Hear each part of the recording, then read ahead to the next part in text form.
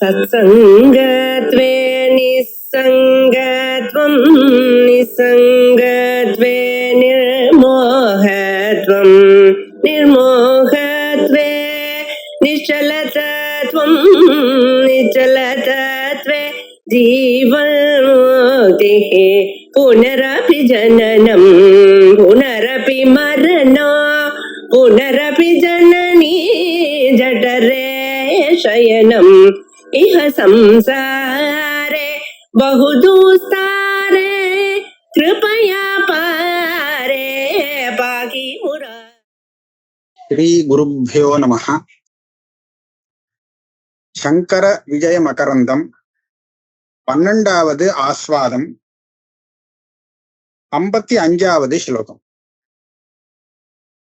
ஆதிஷ்டோ கௌடபாதேன பிரஸ்தான த்ரிதயே ததா நிர்மமே பாஷ்ய ரத்னௌகம் குருவோ பிரீத்திம் சமாவகன். 54 வரையில் நம்ம என்ன பார்த்தோம்னா, சங்கர பகவத் பாதாள் பத்ரிநாத் போயிருக்கார். அங்க எதிர்ச்சியா அவருடைய குரு கோவிந்த பகவத் பாதரை பார்க்கிறார். கோவிந்த பகவத் பாதர் இவரை அழைச்சிண்டு தன்னுடைய குருவான கௌடபாதாச்சாரியால தரிசனம் பண்றதுக்காக அழைச்சிட்டு போறார். அங்கே கௌடபாதாச்சாரியால் வந்த உடனே கிருஷ்ணனை அறிமுகப்படுத்தி அவர் மூலமாக வேதாந்த தத்துவத்தை உபதேசிக்கும்படியாக செஞ்சார் அப்படின்னு பார்த்தோம். அதுக்கப்புறம் ஆதிஷ்டோ கௌடபாதேன கௌடபாதாச்சாரியால் ஒரு உத்தரவு போட்டாராம் சங்கர பகவத் பாதாளுக்கு. என்ன உத்தரவு போட்டார்? பிரஸ்தான த்ரிதயே ததா நிர்மமே பாஷ்ய ரத்னமுகம். பிரஸ்தானத்ரயத்துக்கு நீ பாஷ்யம் எழுதணும் அப்படின்னு அவருடைய உத்தரவின் பேர்ல சங்கர பகவத் பாதாள் பாஷ்ய ரத்னமுகம், பாஷ்யங்கிறது ரத்னமான பாஷ்யம், ரத்னம் போல அவ்வளவு உயர்ந்த பாஷ்யத்தை, பாஷ்ய சமூகத்தை எழுதினார், ஏற்படுத்தினார். குருவோ பிரீத்திம் சமாவகன். குரு பரமகுரு, 2 குருக்களுக்கும் ரொம்ப சந்தோஷம் ஏற்படும்படியாக அந்த பாஷ்யங்களை பகவத் பாதாள் எழுதியிருக்கார். கரதல கலிதாத்வயாத்ம தத்துவம் க்ஷபித துரந்த சிரந்தன பிரமோகம் உபசித மிருதிதோதிதைஹி உதிதைர் குணமுகைஹி உபனிஷதாம் அயம் உஜ்ஜஹார பாஷ்யம். சங்கர பாதாள் பண்ணின பாஷ்யத்தை சுருக்கமா சொல்லணும்னா எப்படின்னா இந்த ஸ்லோகத்துல சொல்லலாம். என்ன சொல்லியிருக்காருன்னா, அந்த பாஷ்யத்தை படித்தோமானால் அத்வயமான அந்த ஆத்ம தத்துவம் இருக்கே, அத்விதீய ஆத்ம தத்துவம், அது கரதல கலிதமாயிடும். அதாவது உள்ளங்கையில கிடைச்சா மாதிரி சொல்லுவாளோ இல்லையோ, உள்ளங்கையில நெல்லிக்கனியை வச்சு பார்த்தால் பளிச்சுன்னு தெரியும்னு, அந்த மாதிரி அந்த அத்விதீயமான ஆத்ம தத்துவம் நம்ம கைக்குள்ள வந்துடும். கரதல கலித அத்வய ஆத்ம தத்துவம் பாஷ்யம். அந்த பாஷ்யம் இப்பேற்பட்ட பாஷ்யம் அந்த ஆத்ம தத்துவத்தை கையிலே கொடுக்கக்கூடியது, கையில பிடித்து கொடுக்கக்கூடியதாக இருக்கு. க்ஷபித துரந்த சிரந்தன பிரமோகம். இதனால அது என்ன பண்ணும்னா, நம்ம கிட்ட அனாதி காலமாக ஒரு மோகம், அஜ்ஞானம் இருக்கு. அந்த அஜ்ஞானமானது துரந்தம், போக்க முடியாத ஒரு இருட்டு. அப்பேற்பட்ட அந்த அஜ்ஞானத்தை க்ஷபணம் செய்யக்கூடியது, நிவர்த்தி செய்யக்கூடியது. அனாதியாக இருக்கும் அஜ்ஞானத்தை போக்கக்கூடியது இந்த பாஷ்யம். உபசித மிருதி தோதிதைர் குணௌகைஹி. இந்த ஆத்ம தத்துவத்திலே உபசிதம்னா குணங்கள்லாம் நிறைய வளர்றது, ஏகப்பட்ட குணங்கள் வருது. இதுக்கு உபசிதம்னு பேரு. மிருதிதம்னு சொன்னா அதெல்லாம் இல்லையேன்னு சொல்றது. இததான் சாதாரணமா அத்தியாரோப அபவாதம்னு சொல்லுவாங்க. முதல்ல குணங்கள் எல்லாம் அதுல இருக்கு, அதுலத்தான் இந்த குணங்கள்லாம் இருக்க முடியும் அப்படின்னு சொல்லுவது அத்தியாரோபம். அப்புறம் எதுல அந்த குணங்கள்லாம் இருக்குன்னு சொன்னோமோ அதை மாத்திரம் பாரு, குணங்களை விடு அப்படின்னு சொல்றது அபவாதம். அதான் நேத்தின்னு சொல்றது. குணங்கள் எல்லாம் இல்ல, ரூப மாத்திரத்தை பார்க்கணும்.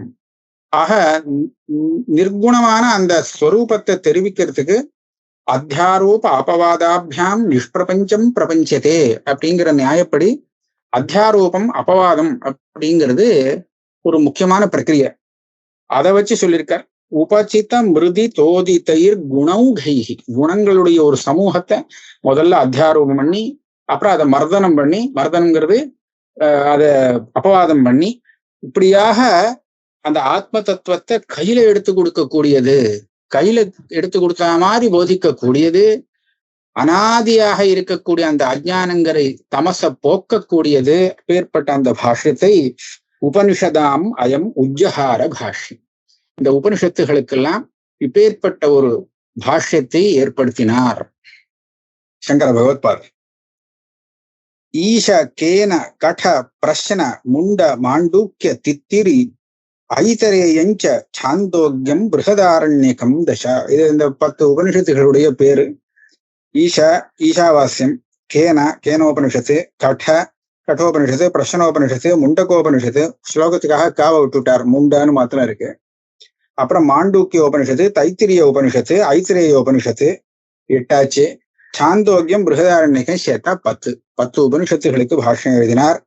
இதை தவிர்த்தும் நிருசிம்ம தாபினி ஸ்வேதாஸ்வதரோபனிஷதௌ ததா, நிருசிம்ம தாபினி உபனிஷத்துக்கு பாஷ்யம் எழுதியிருக்காள் ஆச்சாரியால்.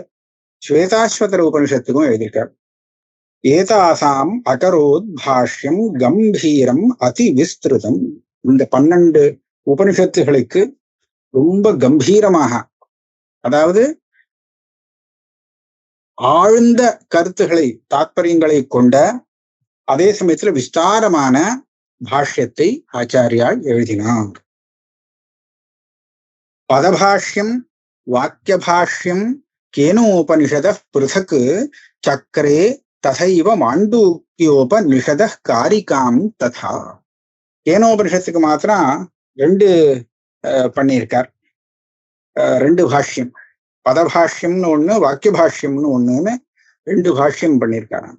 எதுக்கா அப்படி பண்ணியிருக்காருன்னு கேட்டா, அங்க ஆனந்தகிரி ஒண்ணு எழுதுறார். பதபாஷ்யங்கிறது அந்த பதம் அர்த்தம் சொல்லி வாக்கிய அர்த்தத்தை சொல்லி முடிச்சிரும். ஆனா வாக்கிய பாஷ்யம் அப்படி இல்லை. இந்த வாக்கியத்திலேருந்து கிடைச்ச அர்த்தத்தை விசாரிச்சு பார்க்கக்கூடியது. இங்க ஆனந்தகிரி என்ன சொல்லியிருக்கார், அநேகமா மற்ற உபனிஷத்துகளுடைய வாக்கியார்த்தத்தை பிரம்மசூத்திரத்துல விஷய வாக்கியமா எடுத்துன்னு விசாரிச்சு பார்த்திருக்கா, அதிகரணங்கள்லாம் வந்திருக்கு. ஆனா கேனோ உபனிஷத்து வாக்கியத்தை எடுத்துட்டு ஒன்னும் ஒரு அதிகரணமே பண்ணல வியாசாச்சாரியால். சரி, அதை விட்டு போக வேண்டாம் அப்படின்னு சொல்லி இந்த வாக்கிய பாஷ்யத்துல கேனோபனிஷத்து வாக்கியார்த்த விசாரமே பண்ணிட்டார். அங்க சூத்திரம் மாதிரி பண்ணி, சூத்திரத்துக்கு தானே ஒரு வியாக்கியானம் பாஷ்யமும் அங்கேயே எழுதி அங்க ஒரு விசாரம் பண்ணிவிட்டார். அதனாலதான் அது வாக்கிய பாஷ்யம் அப்படின்னு பேரு அப்படின்னு அங்க ஆனந்தகிரி ஆச்சாரியால் வியாக்கியானத்துல எழுதியிருக்கார். ஆக மற்ற எந்த உபனிஷத்துக்கும் இல்லாத ஒரு தனி பெருமை கேனோபனிஷத்துக்கு. 2 பாஷ்யம் ஆச்சாரியால் எழுதியிருக்கார், பதபாஷ்யம் வாக்கிய பாஷ்யம் அப்படின்னு. அது சக்கரே ததைவ மாண்டூக்கியோபனிஷத காரிகாம் ததா கௌடபாதை பராச்சாரியை கிருதாம் பாஷ்யை அரஞ்சயத்து. அதே மாதிரி மாண்டூக்கியோபனிஷத்துக்கு ஆச்சாரியாளுடைய பரமகுரு காரிக்கையாக ஒரு வியாக்கியானம் பண்ணியிருக்கார். காரிக்கைனா ஸ்லோக ரூபமான வியாக்கியானம். அந்த காரிக்கைக்கும் பாஷ்யம் எழுதினார். இங்க நம்ம ஒரு விஷயம் என்ன தெரிஞ்சுக்கணும்னா, முன்னாடி 10 உபனிஷத்துல மாண்டூக்கிய உபனிஷத்துன்னு ஒண்ணு வந்தது. 12 உபனிஷத்துக்கு பாஷ்யம் எழுதியிருக்காருன்னு சொல்லும்போது மாண்டூக்கிய உபனிஷத்துக்கும் ஒரு பாஷ்யம் எழுதினார். இங்கே மாண்டூக்கிய உபனிஷத்துக்கு ஆச்சாரியாளுடைய பரமாச்சாரியால் கௌடபாதர் பண்ணின காரிக்கைக்கு ஒரு பாஷ்யம் எழுதினார்னு சொன்னார். அப்ப மாண்டூக்கிய உபனிஷத்துக்கு பண்ணின பாஷ்யமும் இந்த கௌடபாத காரிகைக்கு உள்ள பாஷ்யமும் வேறுன்னு நினைச்சுக்க கூடாது. ஆச்சாரியால் இந்த கௌடபாத காரிகைக்கு எந்த ஒரு பாஷ்யம் எழுதினாரோ அந்த பாஷ்யத்திலேயே மாண்டூக்கிய வாக்கியத்துக்கெல்லாம் பாஷ்யம் எழுதிட்டார், அதுக்குள்ள வரும்படியாக. அதனால இது தனித்தனியாக 2 புஸ்தகமா இல்லை. மாண்டூக்கிய பாஷ்யம் அப்படின்னு சொல்றதும் இந்த கௌடபாத காரிகையுடைய பாஷ்யமும் ஒண்ணுதான். இவ்வளவுதான். என்னன்னு கேட்டா, கௌடபாத காரிக்கையில 4 பிரகரணங்கள் இருக்கு. அந்த முதல் பிரகரணத்துல மாண்டூக்கிய உபனிஷத்து அடங்கிடும். அந்த முதல் பிரகரணத்துக்கு உண்டான பாஷ்யத்துல பாண்டூக்கிய உபனிஷத்து நடுப்புற வாக்கியத்தை எடுத்துட்டு அதை வியாக்கியானம் பண்ணிட்டா ஆச்சாரியால். அதுக்கப்புறம் பாக்கி உள்ள 3 பிரகரணங்கிறது அது தனி. அது ஆகம பிரகரணம். ஆகம பிரகரணம்ங்கிறது தான் முதல் பிரகரணம். அந்த பிரகரணத்தை சொன்னத்தை உபபாதனம் பண்றதுக்காக வந்தது. அதாவது வைத்தத்திய பிரகரணம் அப்படின்னு அடுத்த பிரகரணம். அந்த வைத்தத்திய பிரகரணத்துல பிரபஞ்சமானது, அதாவது திருஷ்யமானது பொய்யானதுன்னு நிரூபணம் பண்ணக்கூடியது. அதுக்கு வேண்டியது என்ன அப்படின்னு கேட்டா யுக்தி, அனுமானம். அனுமானம் வேணும், அதை நிரூபணம் பண்ணியிருக்கார். ஸ்ருதியும் கொஞ்சம் கொஞ்சம் சகாயம் பண்ணும் அந்த விஷயத்துல. அதுக்கு அடுத்தது அத்வைத பிரகரணம்னு இருக்கு. ஆனா இது யுக்தி புரஸ்தரமாக அத்வைதத்தை சொல்லக்கூடியது. இது நேரடியாக ஸ்ருதியை சொல்றது இல்லை. ஸ்ருதியை சொன்னது ஆகம பிரகரணம். அதனால இது அத்வைத பிரகரணம் யுக்தி புரஸ்தரமாக அத்வைதத்தை ஸ்தாபிக்கக்கூடியது. 4வது பிரகரணம் கௌடபாதார் பண்ணினது அலாத சாந்தி பிரகரணம். இதுல வேற ஒண்ணும் இல்லை. பலவிதமான மதங்களுடைய சச்சரவு, சண்டை சச்சரவு எல்லாம் இருக்கா. இதை வச்சுன்னு நமக்கு சந்தேகம் வந்துடும். நம்ம தெரிஞ்சின்ற விஷயத்திலேயே கூட இது சரிதானா இல்ல ஏதோ சொல்றாரு அப்படின்னு தோணும். அது எல்லாத்துக்கும் சந்தேகத்தை நிவர்த்தி பண்ணி கொடுத்து இது பிரபஞ்சம் பொய், பிரம்ம சத்தியம் ஜெகன்மித்யா அப்படிங்கிறத தீர்மானமா சொல்லிக் கொடுக்கக்கூடிய பிரகரணம் அது அலாத சாந்தி பிரகரணம். ஆக இந்த 4 பிரகரணங்களுக்கும் ஆச்சாரியால் பாஷ்யம் எழுதிருச்சே. அந்த ஆகம பிரகரணத்துக்குள்ளேயே பாண்டூக்கிய உபனிஷத்துக்கும் பாஷ்யம் வந்துடுத்து. அதனால அது தனி புஸ்தகமாக நமக்கு கிடைக்காது. எத்ரைதான் கௌடச்சரணான் நமன் இத்தம் ஜகௌ முதா. கௌடபாதர் பண்ணின அந்த காரிக்கைக்கு பாஷ்யம் எழுதினார்னு சொன்னோம் இல்லையா. அந்த பாஷ்யத்துல கௌடபாதாச்சாரியால பத்தி ஆச்சாரியால் இந்த மாதிரி எழுதியிருக்கார். அவருடைய ஸ்லோகத்தை சொல்றார். பிரஜா வைசாக வேத க்ஷுபித ஜலநிதேர் வேதனாம்னஹா அந்தரஸ்தம் பூதானி ஆலோக்கிய மக்னானி அவிரத ஜனன கிராஹகோரே சமுத்ரே காருண்யாத் உத்ததார அமிர்தமிதம் அமரைர் துர்லபம் பூதஹேதோஹோ யஹ தம் பூஜ்யாபிபூஜ்யம் பரமகுரும் அமும் பாதபாதைர் நதோஸ்மி. பூதானி ஆலோக்கிய மக்னானி. இந்த உலகத்துல காணப்படுற எல்லா பிராணிகளும் ஒரு சமுத்திரத்துல மூழ்கின்னு இருக்கான். எப்பேற்பட்ட சமுத்திரம் அப்படின்னு சொன்னா அவிரத ஜனனகிராக கோரே சமுத்திரே.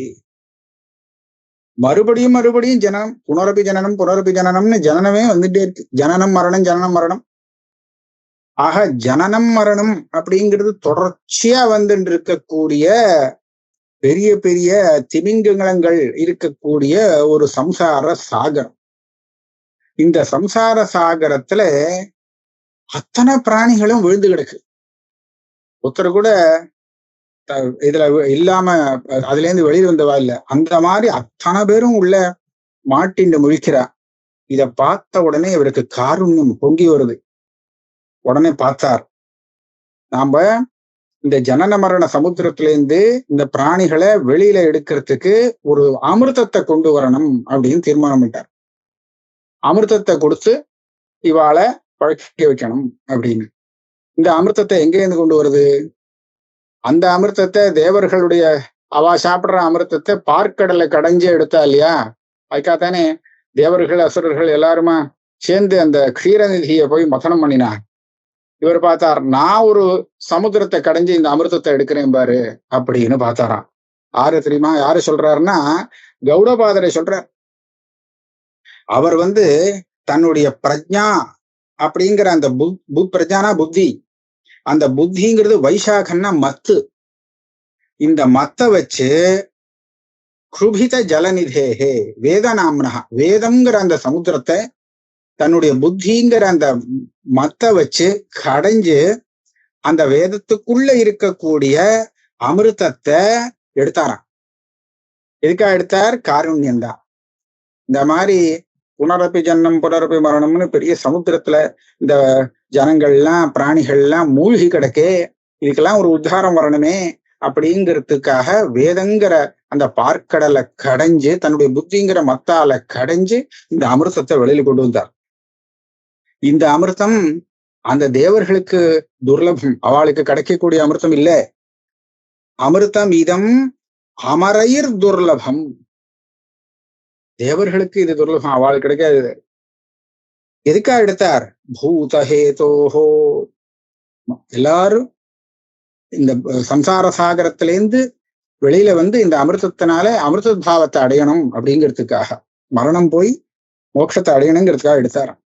இப்படி யாரு எடுத்தாரோ அந்த தம் பூஜ்யாபிபூஜ்யம் பரமகுரும். எனக்கு பூஜ்யர் கௌடபாதர், நேர்குரு இல்ல நேர்குரு கோவிந்த பகவத் பாதர். கோவிந்த பகவத் பாதருக்கு குரு, பூஜ்ய அபிபூஜ்யம்.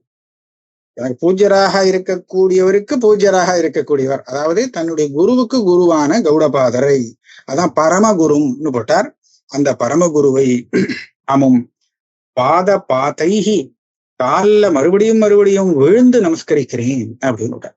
இப்ப இதுல இருந்து நமக்கு என்ன தெரிகிறது? ஆச்சாரியால் கௌடபாதரை பார்த்திருக்காருன்னு பார்த்தா தானே காலில் விழ முடியும் இல்லையா? இல்லைன்னா வேற நமஸ்காரம் பண்ணலாம். பாதத்துல விழுந்து நமஸ்காரம் பண்றேன் அப்படின்னு சொன்னா நமக்கு அவ நேர்ல பார்த்து காலில் விழுந்திருக்காங்கிறது தான் தெரியுது. ஆக பதரிகாசிரமத்துல இந்த கதைப்படி ஆச்சாரியால் தன்னுடைய பரமகுருவுடைய காலில் விழுந்து நமஸ்காரம் பண்ணலாம் அப்படிங்கிறத அந்த ஸ்லோகம் நமக்கு தெரிவிக்கிறது. ஆச்சாரியால் பண்ணின ஸ்லோகம் இது. யத் பிரஜா லோகபாசா பிரதிஹதி மகமத் ஸ்வாந்த மோகாந்தகாரஹ மஜ்ஜோன்மஜ்ஜஞ்ச, மஜ்ஜோன்மஜ்ஜம்னு ஒரு பாடம், மஜ்ஜோன்மஜ்ஜத் அப்படின்னு ஒரு பாடம், 2-3 நிமிஷம் இருக்குது. घोरे ह्यसकृत उपजनो दन्वति त्रासने में यत्पादावाश्रितानां श्रुति शम विनय प्राप्तिरग्र्याह्यमोघा तत्पादौ पावनीयौ भवभय विनुदौ सर्वभावैर्नमस्ये. இது கோவிந்த பகவத்பாதாளுக்காக எழுதின ஸ்லோகம். என்ன சொல்றார்? யத் பிரஜாலோக பாசா, பிரஜான ஞானம்.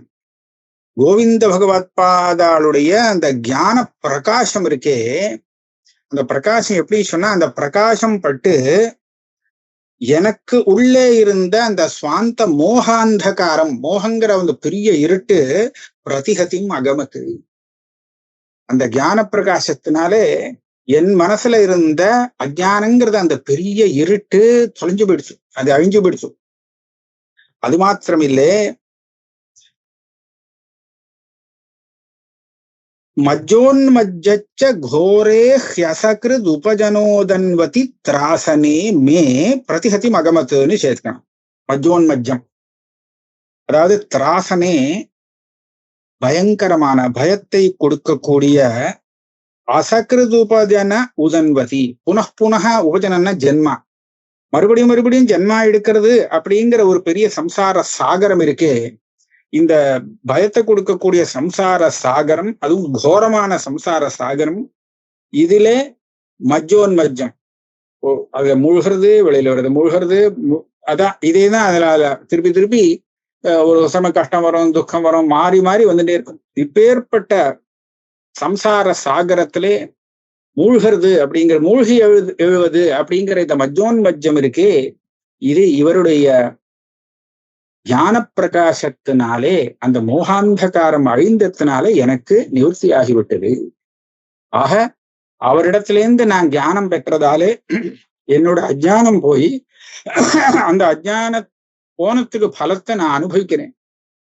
அதாவது சம்சார சாகரத்துல இப்ப நான் இல்லை, அந்த சம்சாரியாக நான் இப்ப இல்லை அப்படிங்கிறத காண்பிக்கிறார்.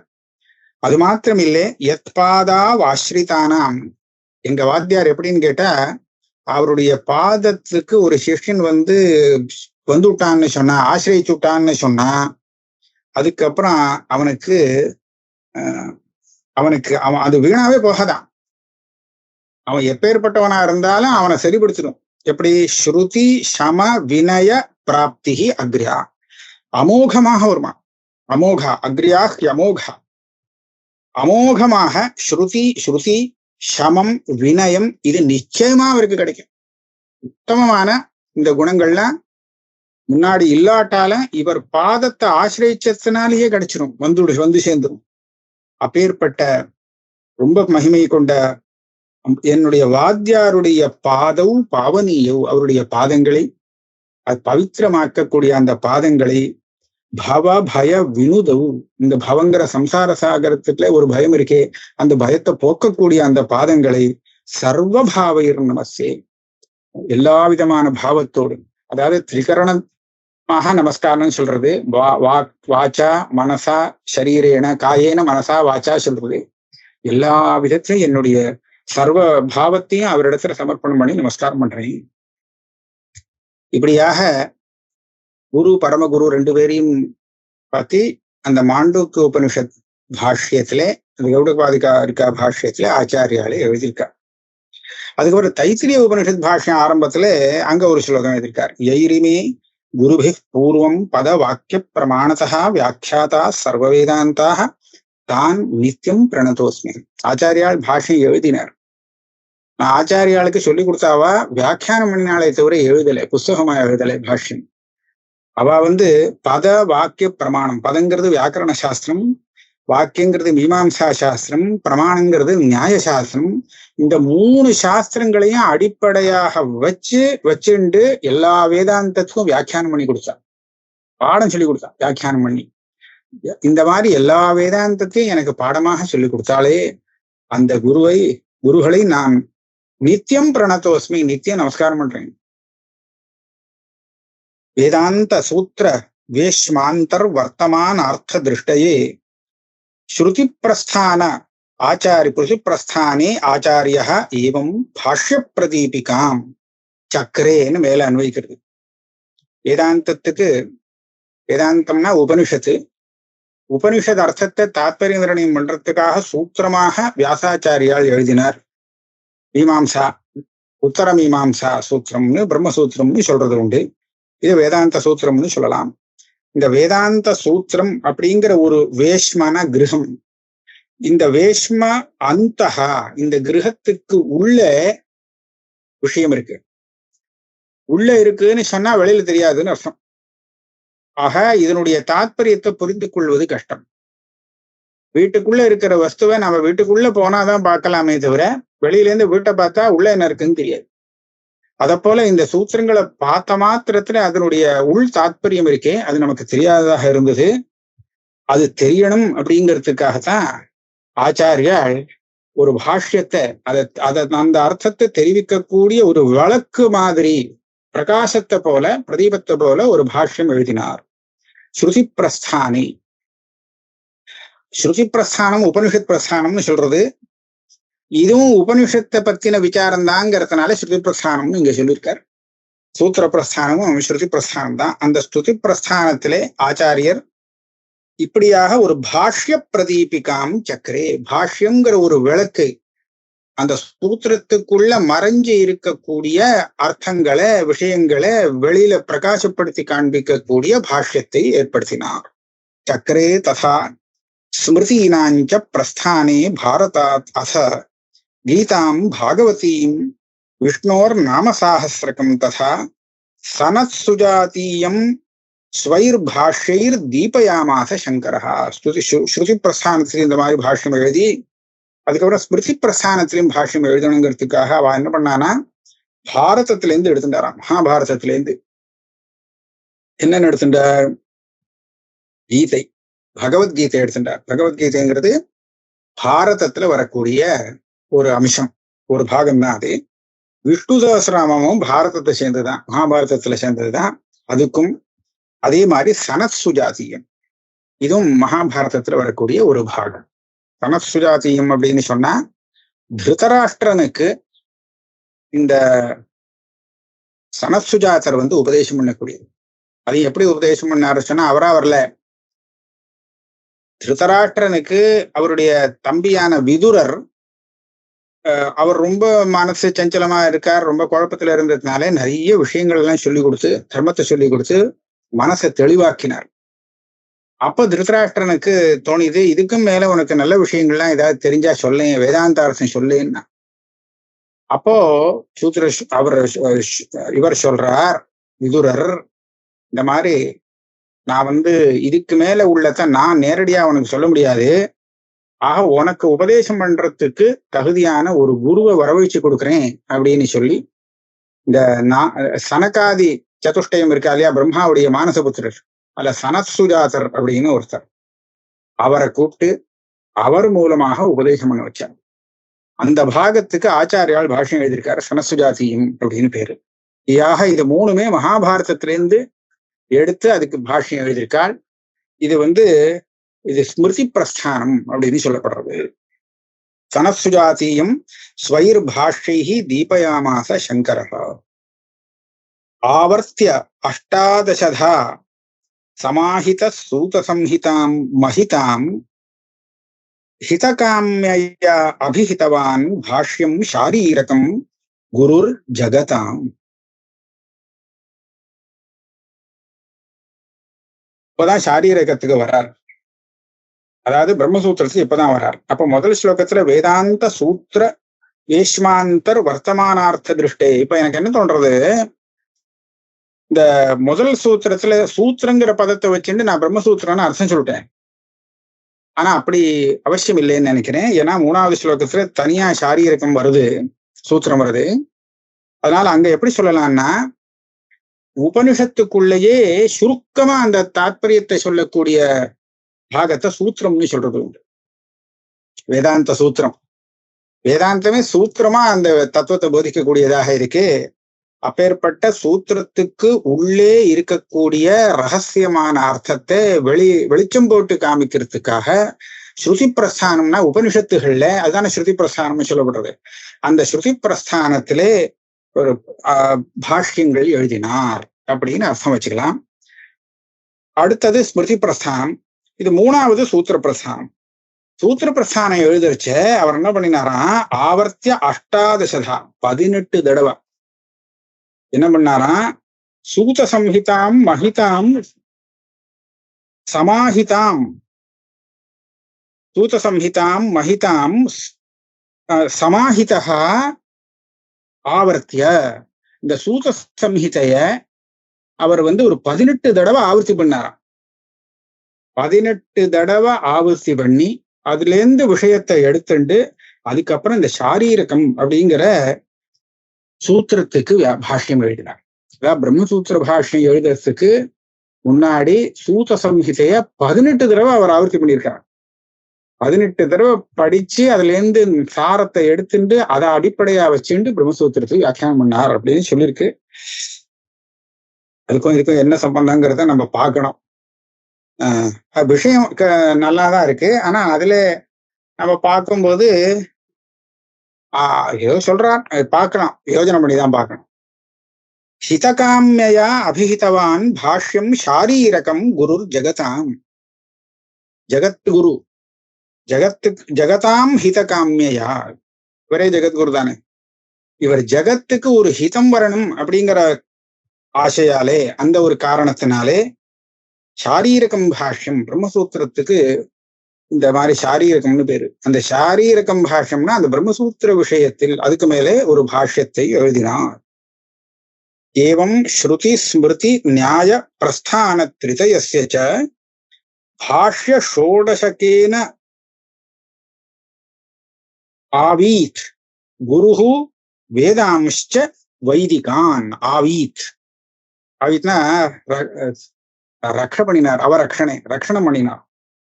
ஸ்ருதியாகட்டும் ஸ்மிருதியாகட்டும், அதே மாதிரி நியாய பிரஸ்தானம், அதுதான் சூத்திர பிரஸ்தானம். இந்த 3 விதமான பிரஸ்தானங்களுக்கும் 16 பாஷ்யங்களை எழுதி, பாஷ்ய ஷோடசகேன 16 பாஷ்யங்கள், இப்போ கணக்கு பண்ண பாஷ்யங்களை கணக்கு பண்ணா 16 வரும். 16 பாஷ்யங்களை எழுதி குருஹு அந்த சங்கரர் வேதங்களையும் வேதத்தை அத்தியனம் பண்ணக்கூடிய வைதிகர்களையும் காப்பாத்தினார். ஆவீத். 67 ஸ்லோகம் ஆயிடுச்சு. இன்னைக்கு இதோட இதை வச்சுப்போம்.